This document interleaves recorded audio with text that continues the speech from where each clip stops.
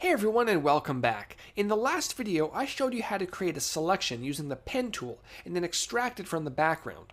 While the extraction looked okay on the sharp edge statue, what if we were dealing with a person with flowing hair or an animal with fluffy fur? Using the last method will result in very ugly edges. Let me show you a great tool in Photoshop which will help drastically improve your selections. For the start of my selection, I'm going to simply grab the quick selection tool in my tools bar and create a very basic selection of our subject. The nice thing about RefineEdge, which we're about to take a look at, is that it does a lot of the dirty work for you. So don't worry if your selection isn't 100% accurate. We'll deal with that in a moment.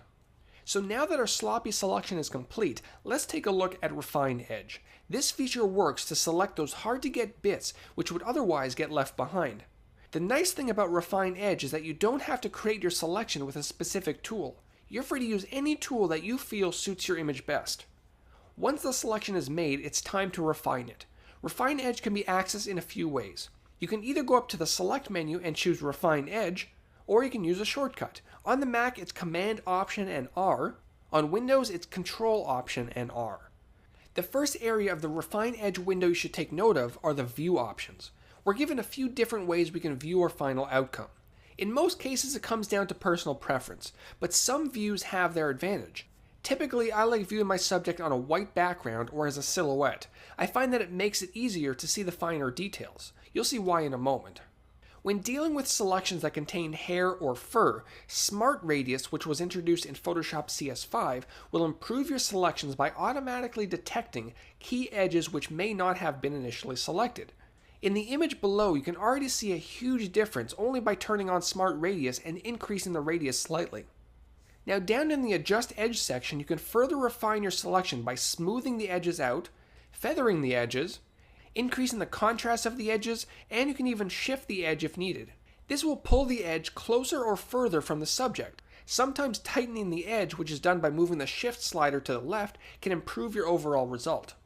The next option is Decontaminate Colors. This option doesn't hurt to turn on, but it really comes in handy if the color from the background is spilling onto your subject. For instance, if you're shooting your model against a green screen, more often than not you'll see green reflections on your model's hair. Turning on and increasing Decontaminate Colors will help deal with those pesky colors. We also have the Refine Radius tool, which you can find on the left-hand side of this window. It's basically a brush that allows you to paint over areas of your photo which you'd like to include in your selection. Using this tool can help grab those pesky stray hairs that might have been missed even when Smart Radius has been turned on. And of course, if you need to remove unwanted areas from your selection, there's also the Erase Refinements tool. Now finally, how do you want your result to be outputted? Normally, I output my result as a new layer with Layer Mask. This way I can easily make changes to the mask later on in my edit.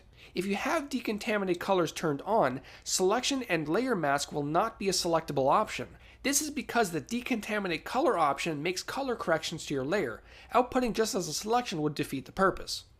Now pressing OK will show us the much improved selection where you can really see how much more accurate we were able to make the selection using RefineEdge.